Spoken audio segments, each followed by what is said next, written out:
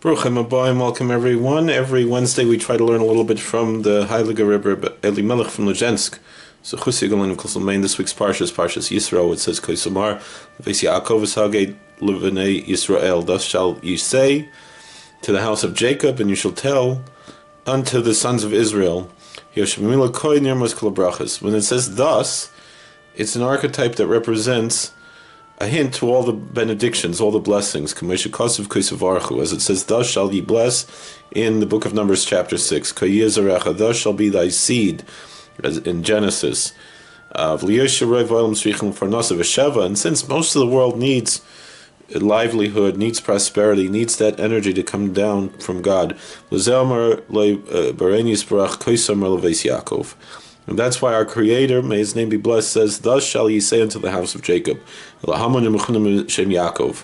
represents the archetype of the masses who are called by the archetype of Jacob. Should be brought down the energy of the blessing from that archetype that's called thus. Because from there will come the material blessing and the influence. V'saged levnei Yisrael, and thus shall ye say unto the sons of Israel, El Gedolim Nikrim b'Shem Yisrael. Those are the greater people in the higher archetype that's called Israel. Tamshich lahem or Elyon, should draw unto them the supernal light. Havarab of Yir B'libam, tremendous love and awe in their heart. Tachnis me'olam is Elyonim, should enter their heart from the higher worlds.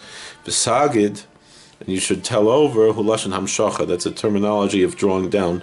Tamshich lahem me'olam es Elyonim, that it should be brought down to them from the higher worlds. Mashem tzrichim l'dreigasam, what is necessary for their archetype, for their spiritual level.